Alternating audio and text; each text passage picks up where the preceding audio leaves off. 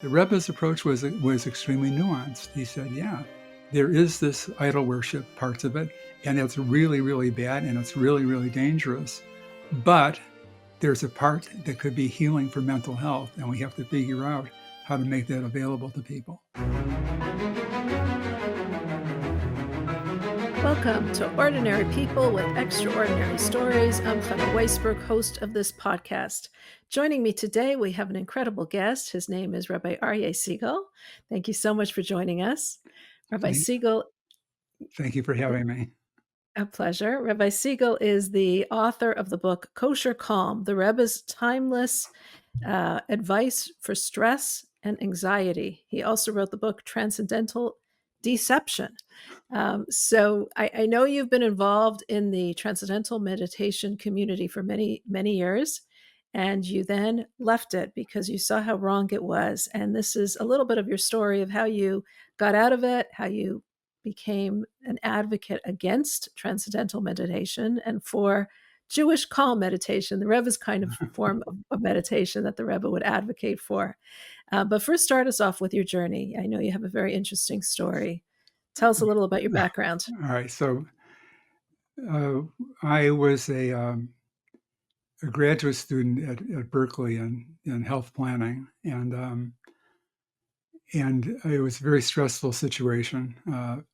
Hard academic program, not too much money, new baby, all this stuff going on. And my best friend was an emergency room physician who was also in my program. Most of the people were doctors. And he said he started this meditation and it really helped him. And so I figured I'd try it. And it really helped me a lot. It really settled my mind. I had more clarity. I was feeling better. Were you involved in Judaism at the time? Like what was your background in Judaism? Basically zero. I was in afternoon Hebrew school in Chicago, like 4 afternoons a week for an hour, which I resented terribly because I wanted to be playing baseball and or whatever, anything else. And sure. I ditched most of the time. I didn't really get very much out of it. So right. by that time, I had absolutely zero. And you had a child, so you were married. What about your wife? Was she involved? Also zero. Also zero. Yeah. So basically, what happened was, I think two things happened. One is as my field was public health, and I saw that this was effective against stress. And even at that time, I knew that stress was a very important component of many, many illnesses, either causing them or complicating them. So I thought, maybe this has potential for what I was doing in the public health field. Then, I guess because I'm a Jew and Jews are all seekers, and I didn't know in my own religion what there was, I started looking other places, and it was very easy to get involved in the Hinduism that was part and parcel of the TM movement. TM is like the short for Transcendental Meditation. Although they deny their Hindu roots and they make it secular basically because of market share that they want to increase, and they want to get into schools and foundations and everything else. They just simply lie about what it is. But I became very, very involved in it to the point where I spent 6 months becoming a teacher of Transcendental Meditation and working for the national organization. And my wife also was working for the national organization. And at the time, you're very involved with that. We were not only involved with the organization, but we were in our personal lives. We were meditating 4 hours a day, like meditating, yoga, breathing exercises, and reading Hindu scriptures. So that was that was. So what exactly is transcendental meditation? Is it that you're just meditating? So, what it is all the meditations really are very similar. They use a focus word. Everybody's familiar with the word mantra, which has 9 zillion meanings. But in the meditation world, the mantra is simply a word that you focus on.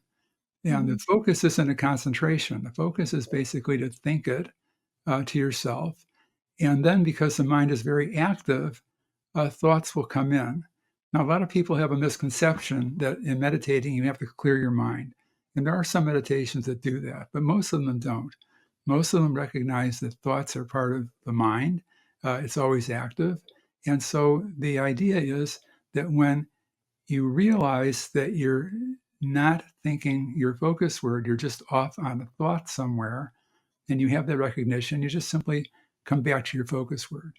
And that interplay between the focus word and the thought and coming back, that really allows the mind to settle down. It allows the mind to leave the surface level of thinking and settle down. And then because of the mind-body connection, the body begins to settle down and gets a very deep state of rest. So just to give you an example of how profound this is, when a person is sleeping at the deepest part of deep sleep, respiration goes down maybe 7, 8, 9, 10% after in like 6 hours, deepest part of sleep, and you're asleep. With this meditation, with experienced meditators, it's not 6, 7, 8%. It's 10 to possibly 20% decrease in respiration within 3 or 4 minutes while you're mentally alert. And like one of the things that happens with stress is it basically overloads the body. And like this meditation, if it's a good meditation, it triggers what's known as a relaxation response, which is basically when the mind settles down, there's a whole series of changes in the body that are the absolute antithesis of the stress response. And that is extremely healing because all the problems that arise from stress being accumulated in your nervous system have a chance to heal because of the deep rest that allows them to resolve. So that's any meditation, but this was actually involving Hinduism and Hindu practices. Yeah, that's really the problem. The problem is, and the Rebbe was so clear about this, it's not the meditation technique, it's the avodah zarah that people attach to it. And I'm going to just jump a little ahead of my story, but I think it's a very important point. At the time that I was involved with Transcendental Meditation in the mid-70s, in 1 year, there were 300,000 American college students who started.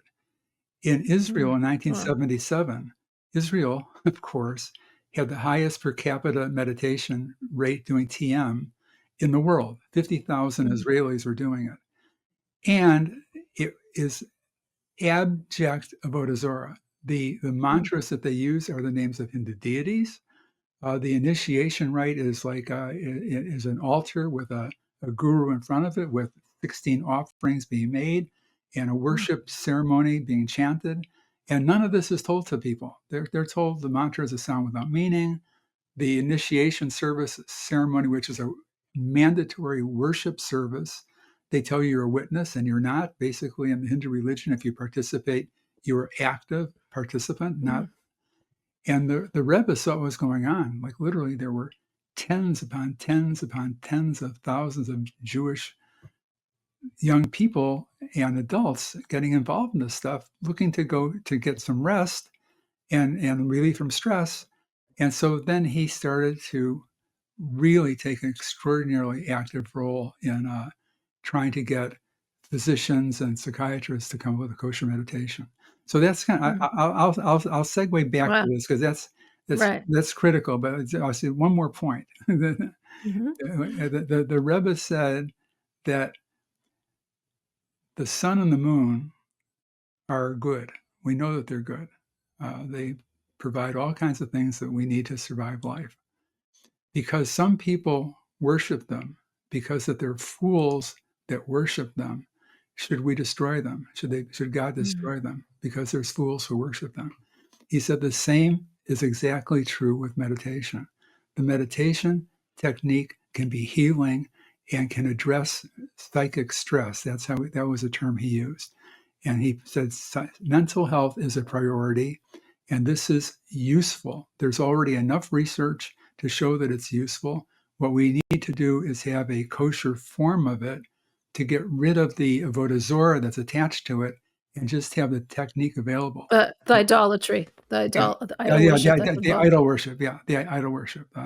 Yeah. Mhm. So, Wow. so that's It's really incredible because I mean, I remember this is, decades ago, there was someone who came to our home who was very involved in transcendental meditation, who was not religious, and he was talking to us, and he was, of course, he was Jewish, and he had no idea about, the other aspects of it that you're talking about, the worshiping aspects. It was presented as a very Parav kind of, form of meditation. So it's interesting that that the Rebbe saw through that and saw to what it was. well, what was it truly extraordinary. And you can't use the words extraordinary to describe the Rebbe because they don't do adequate Mm, justice to what really was going on. Uh, but at that time, his contemporaries uh, were universally condemning all Eastern forms of meditation. They said it's idol worship. It mhm, has no relevance to Jews. Must stay away from it. Complete ban. But the Rebbe's approach was extremely nuanced. He said, "Yeah, mm, there is this idol worship parts of it, and it's really bad, and it's really dangerous. But there's a part that could be healing for mental health, and we have to figure out how to make that available to people." So that was right. that's and It's that's incredible. so that's Yeah. and what's really this is, I'll come back to this later, but the other thing that's like really incredible was I'm talking about like the mid 1970s. Mm, In 1962, okay, this is before anybody even knew anything about meditation in America. Zero. I mean, nobody knew anything about it. It was all some guru. Nobody was doing it. It was like nothing. And like the Rebbe sent a paper to Rabbi Dr. Abraham Twersky in 1962. He was a brand new psychiatrist, and the Rebbe sent him a paper on Hindu meditation, and he he crossed out what he didn't like, and the Rebbe wrote mm, in the margins what he wanted to replace it, and he asked Dr. Twersky to develop a kosher meditation. mm. 1962. It's like literally, Wow. it's unbelievable. Wow. And Rabbi Twersky years later said, I was so busy, I didn't know anything about meditation. It wasn't my thing. I put it aside. When I finally had time, I lost the paper. I was just like, so nothing really happened. But like, but yeah, that was like incredible how Incredible. how he was on it. All right, so you So, back to my yeah, so you story. back to your story. So you said you were meditating for 4 hours a day. Now, I know I once tried meditating for 5 minutes, and it was like torture. How did you do that for 4 hours? Like, you're Well, just thinking about your mantra for 4 hours? I'll teach you this technique, and you'll see you'll be able to do it Okay. very easily. Okay. It's like, yeah, Okay. I mean, if yeah, if you're involved with meditation, you're trying to clear out your mind, you're trying to, yeah, right. But if you Mm, set up a interesting. situation where the mind is wants to settle down, it wants to go to more subtle levels, to more charming levels, there's a natural attraction. And so I just kept because thinking about all the things that I needed to do, right? Right, and that's a part of this meditation. See, people think, "Oh Right. my gosh, I'm wasting my time." Thoughts are part of it. You can start thinking your mantra, your focus word, and the entire meditation could be all your thoughts. I have to go to the laundry. I have to pick up the kids. I have to have a podcast. The whole and then your time is up and you think, oh, what did I do? It counts. It's perfectly valid Mm, meditation. And at a certain point, interesting. those all those sorts of things will kind of clear out, but it's all valid. It's all valid. So I'm going to go back Mm. to the story because we'll never get. Yeah, go ahead. Sure, go ahead. Go ahead. So you're Okay. meditating 4 hours a day, you and your Okay. wife, you're very involved in transcendental Yeah, and meditation. we're working in a national organization, and just we started saying things that like were not right with the organization. Just it was had nothing to do with Judaism. It just wasn't right. I was in charge of research for the organization, and I had a research background. And in fact, uh, I knew that the research was so terrible, biased, small sample sizes, expanding like the results to Mhm. beyond with the data. And I said, like I think this is good. I need to improve this. So I got into a PhD program at UCLA in behavioral science research. And I ended up doing 3 years of all the coursework. And I ended up having the first study approved on a PhD level of transcendental meditation. Nobody ever Wow. did this. And then I realized that the organization wasn't interested in it. They were just interested in selling it. And so Mhm. I backed out of I quit the organization. I backed out of the program because I didn't really need it. I needed to make a living. I had a bunch of kids. And so Mhm. I got involved in running a mental health center. But during that time, when I was at UCLA, I bring home the student paper. My wife saw an ad, learn more Hebrew in 11 weeks and learn in 11 years, come to this, whatever. And it was like a Chabad. It was the first Chabad house Mhm. ever, unless anywhere in the world. It was across the UCLA campus. And, and the National TM Center was a block away on Gilead. It was a block away, really, like, because TM centers also went across from college campuses. It was like Mhm. it was almost like a parallel. It was like interesting. It So she attracted college students. exactly. So she goes and she takes a class. She comes back. She met this rabbi who was very interesting. It was somebody, Shlomo Schwartz, everyone knows him as Schwartzy. He Mm. saw that my wife was a very spiritual person. I mean, and he started talking to her, and he said, I'd like to meet your husband. So we arranged, I went to meet him. He said, why don't we like learn some stuff together? And like that basically, he said, what are you studying? I said, well, I'm studying the Bhagavad Gita, which is the main Hindu scripture. He said, I'm studying this other book. It's called the Tanya. Maybe why don't we like just do a compare and contrast? And, so he started coming to my house. This is like unreal. Started coming to my house at about 11 o'clock at night. We stayed 2 to 3 hours twice a week for 2 years. Wow. Um, Wow. the Bhagavad Gita lasted about 14 minutes because it was just so clear that the Tanya went so much deeper. And he became a very big part of our life. We got our kids involved in Chabad Hebrew School, the first one with Rabbi Levitansky here in Santa Monica. That's where we were living at the time. And and my wife is saying to Rabbi Levitansky, look, we want our kids to have authentic Judaism, which is why they're here. Mm. But we're never going to keep kosher. We're kids are never going to put on a yarmulke. Forget the tefillin.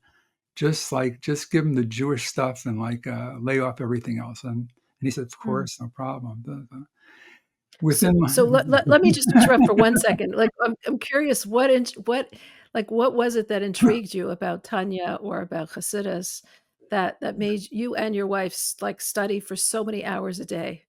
well, basically, I was always attracted to like the intellectual side of stuff. My wife was always attracted to the emotional side, which I guess is sort of, don't want to be sexist, but I think that's kind of like how people are. Mhm. That's how Mhm. I am. That's how she is. So I won't generalize.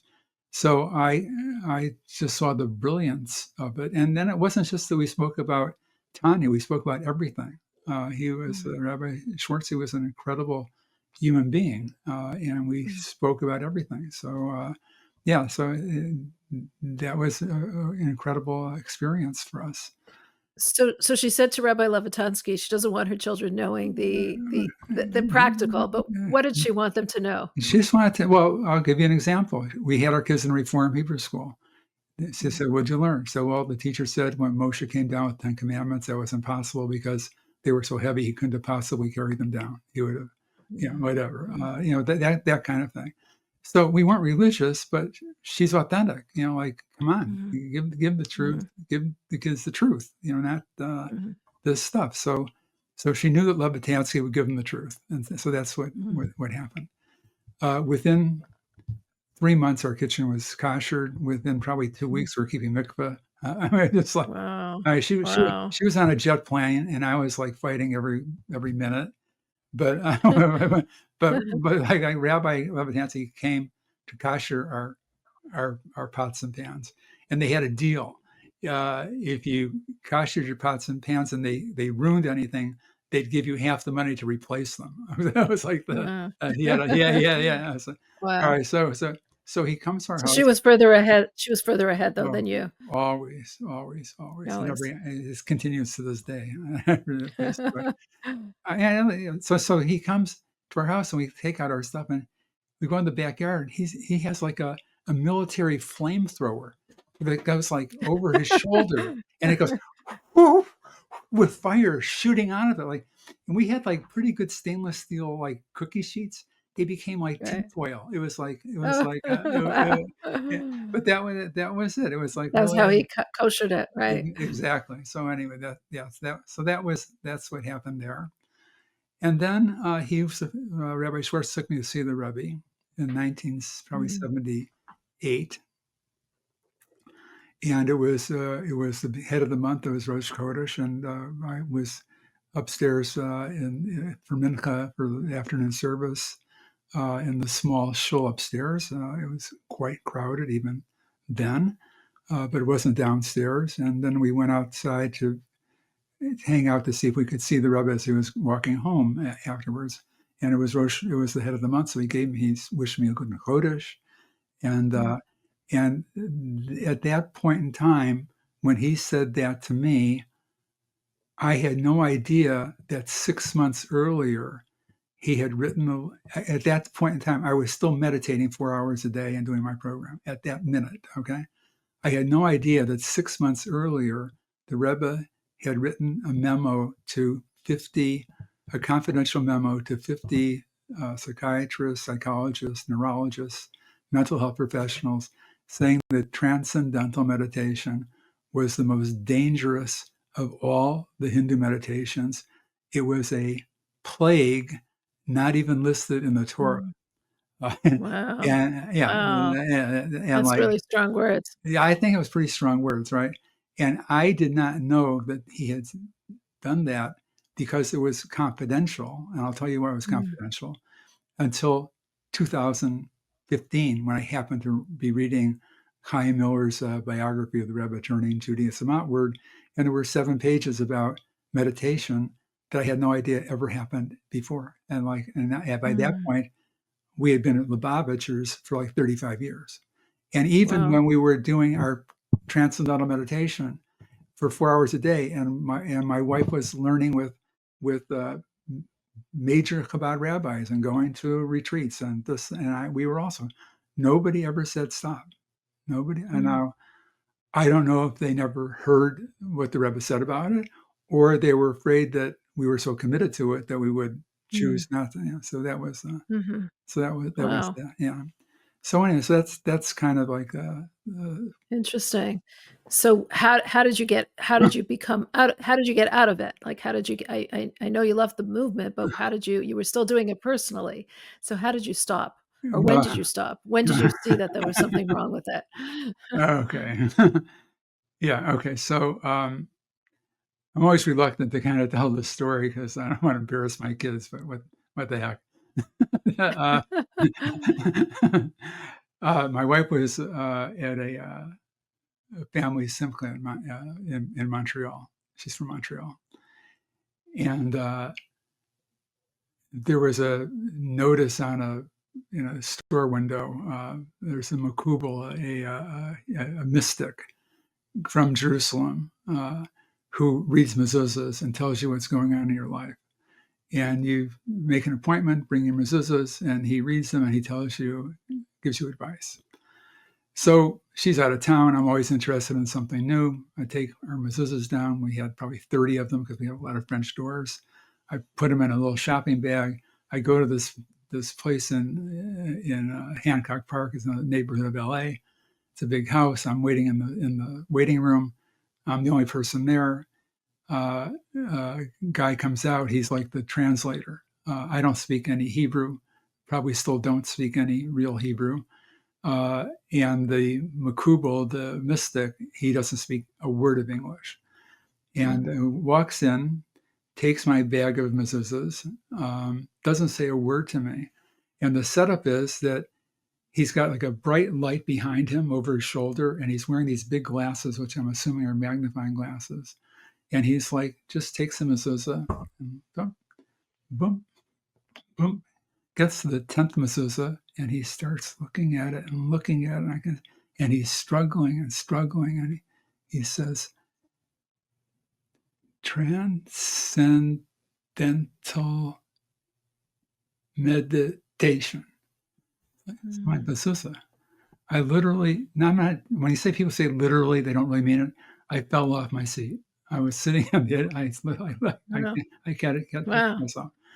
And then I was like really shocked. And then the translator, he starts saying things to the translator, and the translator tells me, he says, tell him what I'm saying exactly as I'm saying it to the best of your ability. Don't add anything in. Don't exactly. Okay.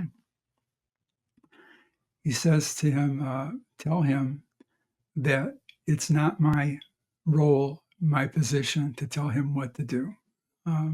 That's not what I do. But he should know that he needs to do a favor for his soul, that his soul is confused. It doesn't know which direction to go in. And he should make a choice. Whatever his choice is, that's his choice. But do a favor for his soul, make a decision which direction to go.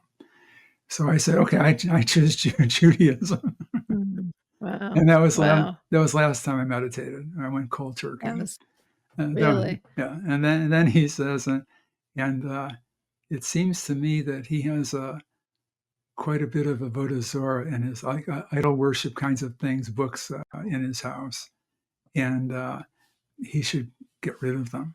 So I said, can I give them away? He said, burn them. Okay. So now this is mid-August. It's the hottest day in LA, maybe in 40 years. And I have a fire going in my fireplace. We had a lot of books going for. My neighbor came across and knocked on the door and said, what are you doing? There's smoke coming out of your fire. And I'm sitting there burning it. And I didn't even tell my wife. I said, I called her. I said, look, this is what happened. I stopped. And she was also 4 hours a day. And she said, okay, I'll stop too. I said, really? She said, yeah, mostly I'm falling asleep. So I'm just going to stop. Wow. So Wow. that was the exit. That was the exit plan. And then really at that point in time, we still had many friends in the TM world and growing more and more in terms of friends in the Jewish world. And the friends in the Jewish world increased and the other ones kind of got left behind to the point where we were totally out of it. So basically from 1981, I think this happened, until 2015, we were just totally out of it. And in fact, so out of it that when the guru of TM died in 2008, I didn't know about it until 2015. That's how far away we were from it. Wow. That's it. Yeah. That's interesting. So how did you get involved with fighting against the TM movement or, becoming a witness against it? When I read about the Rebbe's interest in meditation in this biography, I started wanting to get the source material. And I was able to get a number of the original letters that there was a tremendous correspondence during that period of time between the Rebbe and mostly Yehuda Landis, who was a psychologist in the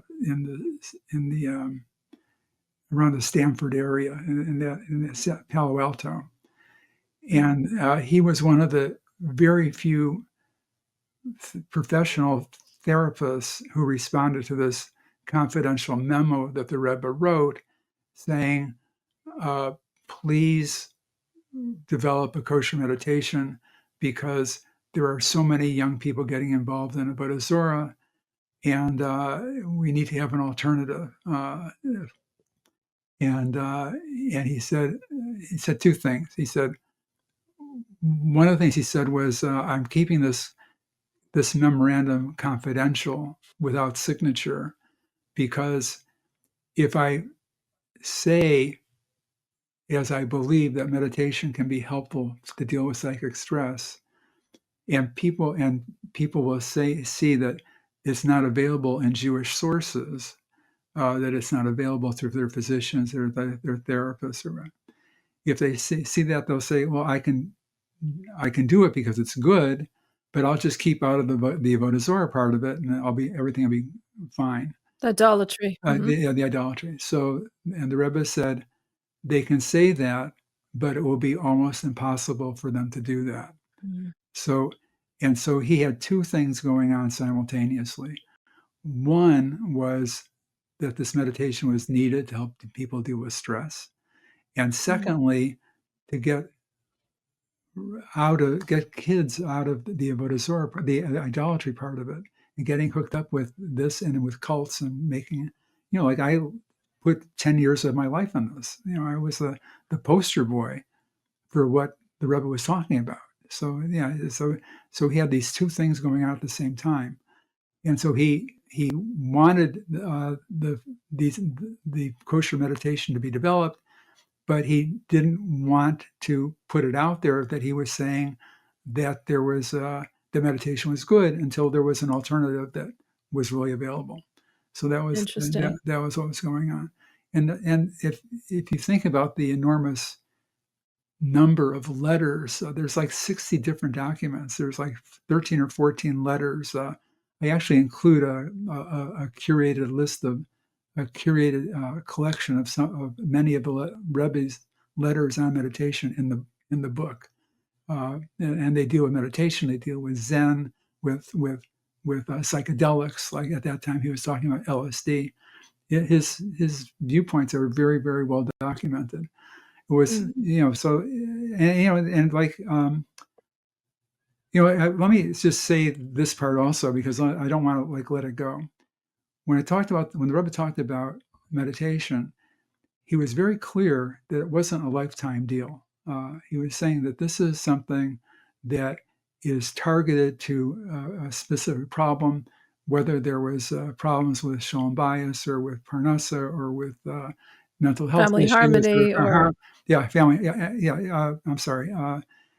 Anything that was creating stress, that was blocking a person being fully functional in their life, or even like was blocking their ability to focus when they were davening because of anxiety, that this was really something that was good, but it wasn't a lifetime thing. Once the symptoms came under control, you basically stopped. If they came back and maybe start up again, but it wasn't forever, and it was only for certain people who were having these problems. If you're functioning well in your life, not for you. But but he said, but if you think that meditation is necessary for your functioning, you're in the category of people who can use it. So now, now what's very interesting is that in today's world, everybody's stressed. I mean, it's like in Israel, the level of anxiety and stress is literally off the charts. It's in territory that nobody's ever experienced before. So, and we in this country and other Jewish communities dealing with what's our hearts in Israel, what's going on there, the anti-Semitism that's going on, our kids on college campuses, we're all under tremendous, tremendous stress. So I think the Rebbe would probably be okay with with it for everybody. or people who felt that they could use it. We So need it. yeah, So exactly. should we be meditating for 4 hours a day, though?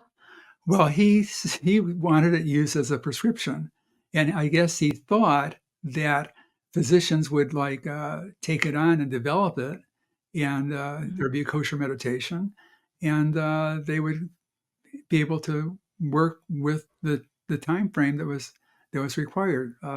That hasn't happened. So basically, I know that like between 15 and 20 minutes twice a day is very safe. And I'm very, very clear in the book that if you're having issues, it feels uncomfortable, cut back the time or stop. Maybe it's not for you. So, it's not like do it forever, no matter what. It has to work for you. You don't work for it. So that's the attitude that in the book. That's interesting because so many people who are very, pro meditation are like, this is for everybody. Everyone has to do it. And it's, something for so long and continuously.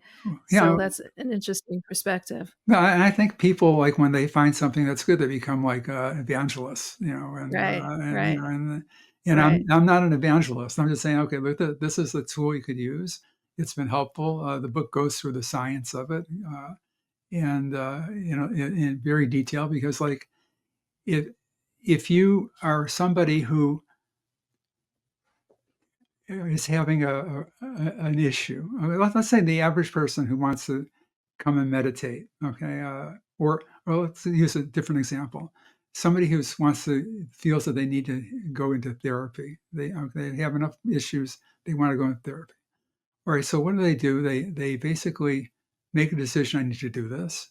They explore who the therapists are. They get recommendations. They make a commitment of time. They make a commitment of money. They've already decided, and this is extremely important, they've already made a decision they want to get well. Mhm, That's a critical thing in any healing, is that somebody has to decide they want to get well. And mhm, that's the biggest part of the issue. Um, with me and this kosher meditation, for me to take busy people, and Jewish people are very busy and very engaged. And I'm saying to them, take 15 to 20 minutes twice a day out of your life, or 10 minutes, 15 minutes twice a day. They say, what are you kidding me? Whatever. So right, I don't have the luxury of having them already select themselves into doing right. this. So I have to say, okay, here's the science behind it. Here's why you need to think about whether you want to do it or not. And like, I'll give you like one example from the book that I think is like, the main thing that people should understand. Harvard, Mass General Hospital, and Deaconess, they have a health maintenance organization. Everybody that's employed by those organizations are in the same healthcare delivery system. They did a study of a 1 year period where they had 13,000 people who are just part of the system, and they have all their records, and they can look and see how many physician visits did they get, how many EKGs did they get, how many emergency, all that stuff. And they trained 4,000 of them in relaxation techniques.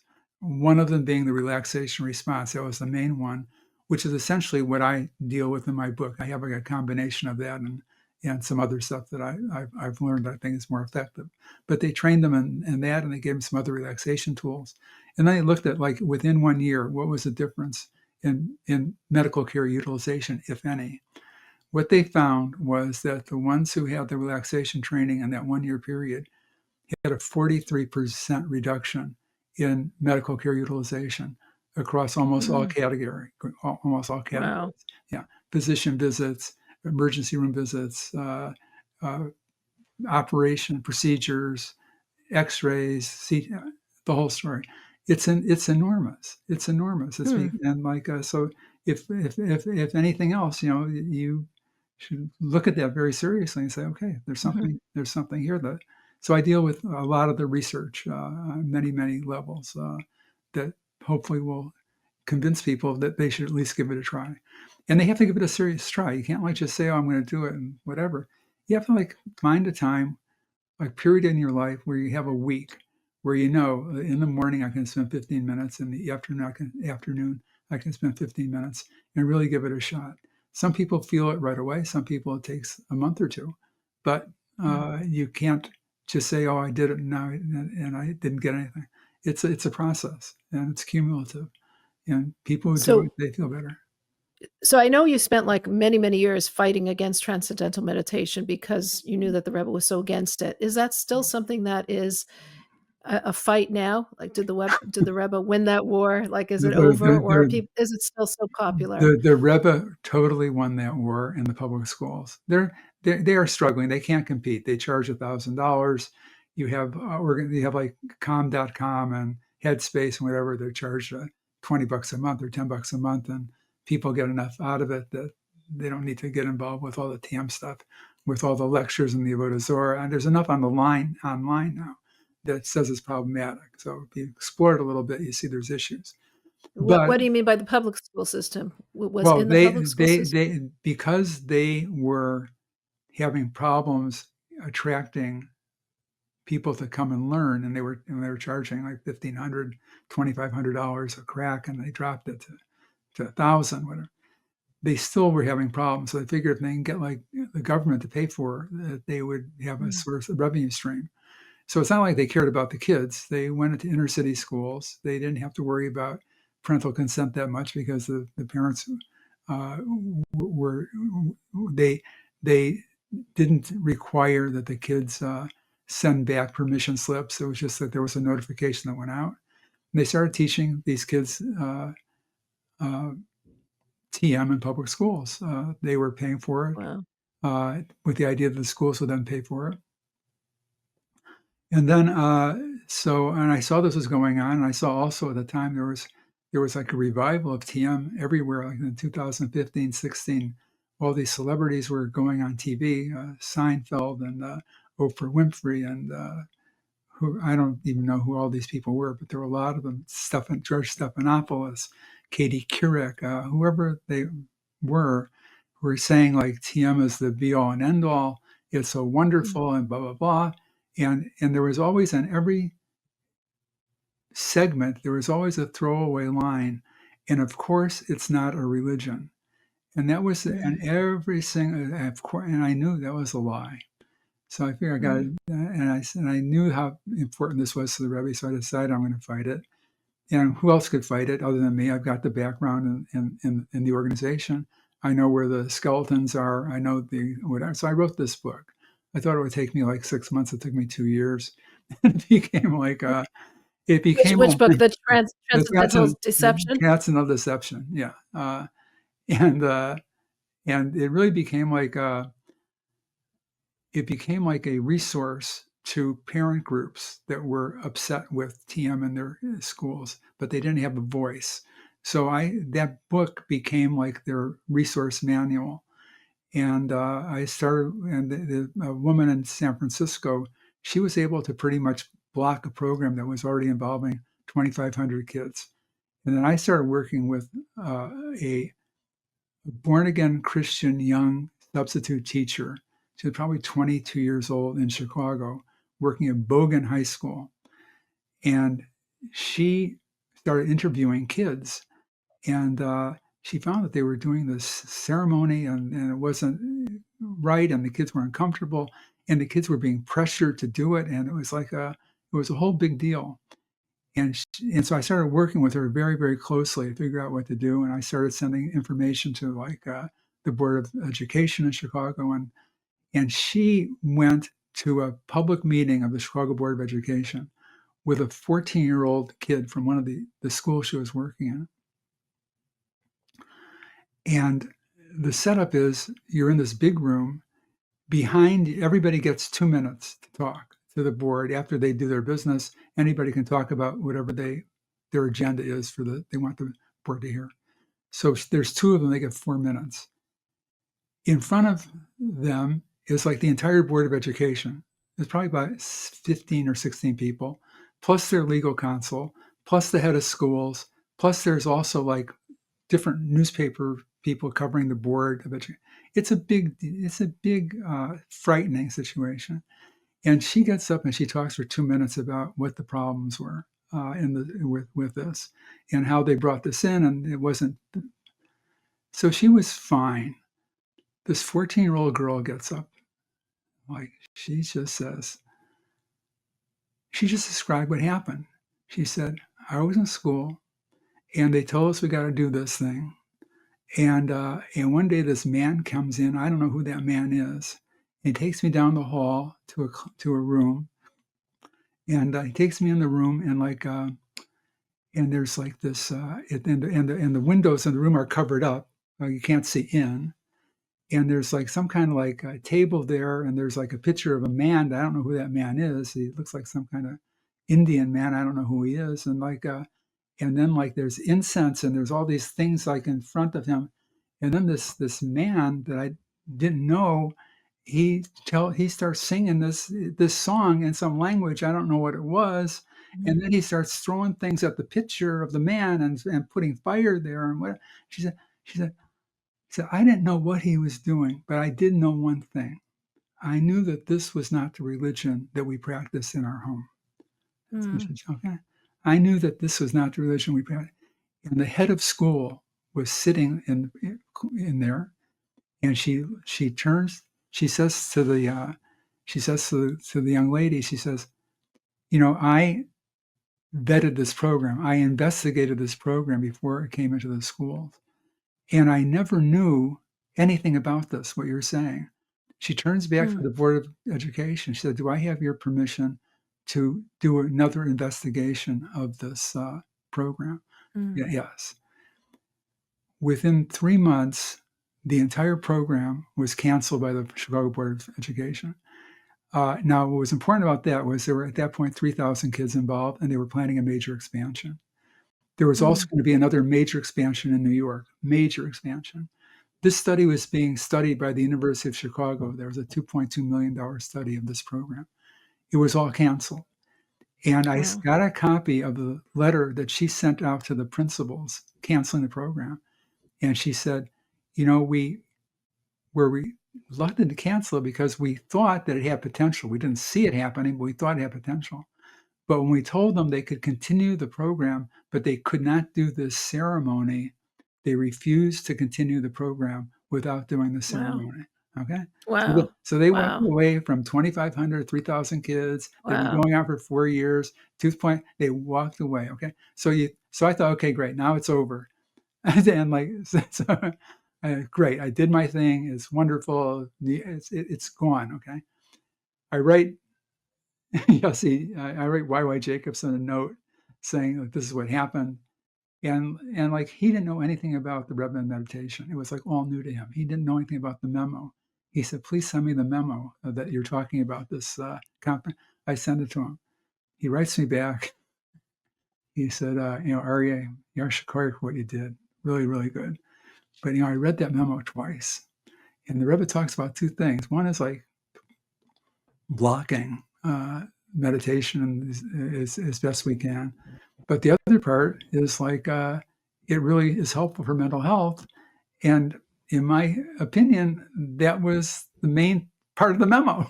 And I went, oh no, really nice. And that's when you got busy on your second book, Kosher Calm. That became the second book. Yeah. Wow, that's amazing. That's really amazing. That's the second book, exactly. Wow. Oh yeah, no, it's no. I tell you, this is really incredible. The Rebbe has been on my shoulder this entire time, literally with fighting the schools. I'll give you two quick examples, but it's this very, very quick. But there's been many. I'm working after this program was over in the Chicago schools. I got a call from a Christian law firm. We want to sue the Chicago Board of Education and the David Lynch Foundation. They're the TM people that were promoting it, and for violation of the separation of church and state and federal issues. I said, the program's over. He said, doesn't matter. They had the program. The kids were damaged, and we want to sue them. I said, great. So one of the kids that was, first of all, a lot of parents were very, very frightened to get involved. They don't know what's, these big organizations, the schools, lawyers, but one of the kids became one of the plaintiffs. And when you have a case like this, you have to do two things. One, you have to prove that people did something wrong and that there were damages. And then you have to figure out what are the damages. So they were deposing this young man who was the plaintiff, basically saying, what's your damages? You sat there for 15 minutes twice a day for a year in school. You weren't doing whatever. What's the big deal? Yeah, so your principal said you really had to do it, or you got in trouble. Kids are don't care about authority figures. There's no. So, and he said to me, so the head of the law firm says, he always said to me, Aryeh, something big coming up. We got to pray. That's what he said. I said, okay, John, we're going to pray. So I sit down and say, Pittel, kapitel of the Hillam, a chapter of the Hillam. And I'm praying. Okay, that's great.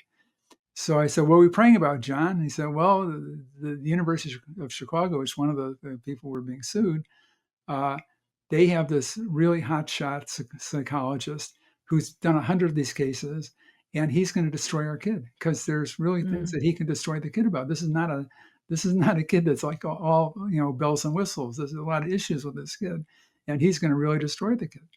So so he said we have to figure out how to damage him, how to impugn his testimony. So I said, "Well, what are you working with?" He said, "Well, he's got 100 cases that we have access to, but we only have the resources to look at 5 of them. And so we're going to try to find out, is he saying something different?" Calls me back 2 weeks later. And he says, "Aryeh, sit down. We had a miracle." I said, "Okay, John." I said, "What was the miracle?" He said, "We got him." I said, "Yeah." I said, "Yeah." He said, "This guy who said that like 15 minutes twice a day doesn't matter. What we got him who said exactly the opposite. He said that even a little bit can be damaging." So I said, "John, what was that case you're referring to that you looked at?" He said, "Yeah, something called Chabad of Illinois." I said, "Chabad of Illinois?" And what it was in 2009, the Chabad of Illinois had a minute of silence in public schools, and it was challenged by the American Civil Liberties Union. And this guy was their guy, and he's saying in the strongest possible way, a minute can be damaging. It can affect them forever. Oh, It can wow. blah, blah, blah, blah, blah. Wow. So he was like totally, totally sandbagged. You had to Okay. swallow his words. Yes. Exactly. Wow. And in 2009, they lost, but in 2013, the Chabad appealed and they won. So it's like, and then, Just for those who are listening, a minute of silence is what the Rebbe was saying that all public schools should have, so that all children should be able to have a moment to think about God or goodness in the world exactly, and their creator, right? So exactly, Chabad centers all over. We're trying to really push that. exactly, Wow. exactly. Incredible. So then we won. We had 3 kids. We won all 3 cases. They got between about $150,000 each. But then one of the cases, it had these other elements to it that became beyond like the damages. There was a Muslim girl who transferred to this school because she was a basketball player, and Bogan High School had the best basketball team in Chicago high school. And their family moved to be in that district so she could play in that school. And they told her that she couldn't play unless she did this program. And she said, "But I'm a Muslim. I don't bow to anything." And they made her. She faked it and said, "No, my knees are bad. I can't." And they pushed her, and she, because of these added elements, where they pushed her to go against her really and threatened her that she couldn't play basketball, that became more of a civil. It took it from regular damages to punitive damages. So that would have been much, much better. And then a judge certified this case as a class action lawsuit. So instead of like one plaintiff, there were now 710 plaintiffs who fit the category. And this judge signed the order for a class action lawsuit on April 19th of 2024, which was Yud Aleph Nisan, which was Rebbe's birthday. Wow. That's when the order was signed. Incredible. So yeah, so like So that. you had throughout your journey all these little like winks from the Rebbe that you're on the right way, you're doing the right A thing. lot of winks. Wow. Yeah, thank God, thank God.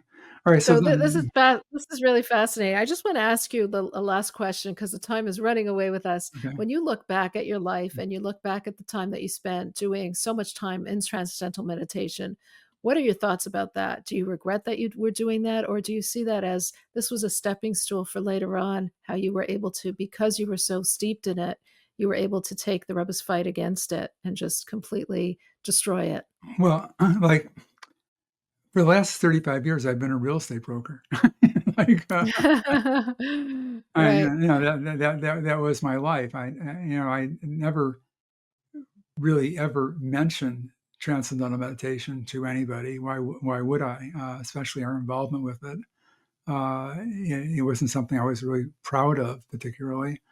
I was involved in. I did a lot of study, like advanced research, behavioral science research studies. It was completely irrelevant to my life.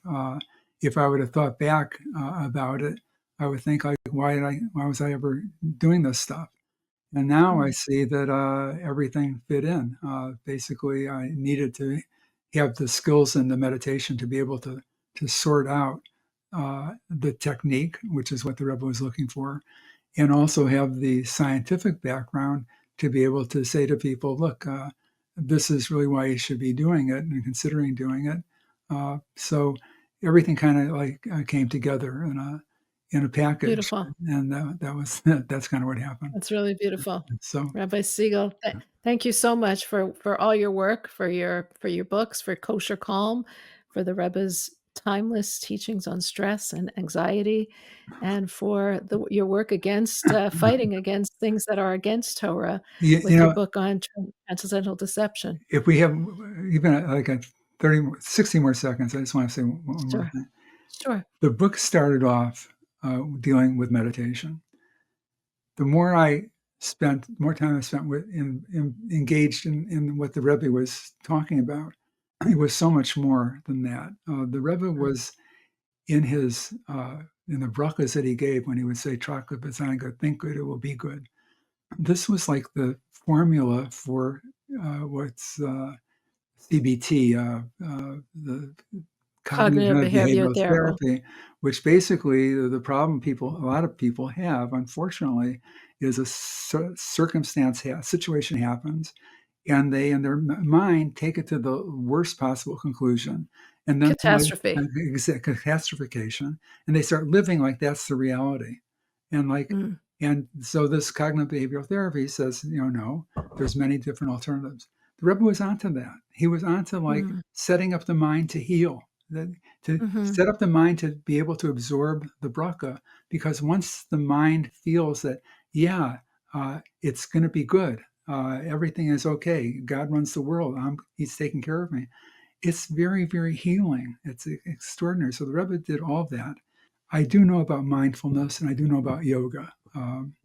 And I just wrote an article that went out to the Chabad emissaries worldwide about what a emissary should know about yoga. There's issues with it. It's not that mhm. the exercises and the stretches can't be beneficial. They are. That's why millions and millions of people, including probably 2 million Jews, do it or will do it. But there are problems of it that are really steeped in things that we shouldn't be involved with, like the names of the postures are the names of Hindu deities. The Mm. the greetings, the namaste is basically giving a godliness to another person or bowing to it. We don't do those things, but there's ways to prevent that. Thank you so much, Rabbi Siegel. That was really fascinating. We really appreciate your time and Thank you all for your work that you've been doing on such important work. Thank you. thank you for having me. Pleasure. Wow, I found that a very interesting interview with Rabbi Aryeh Siegel, his life work. Fascinating how he started learning Tanya and how that has completely transformed his life.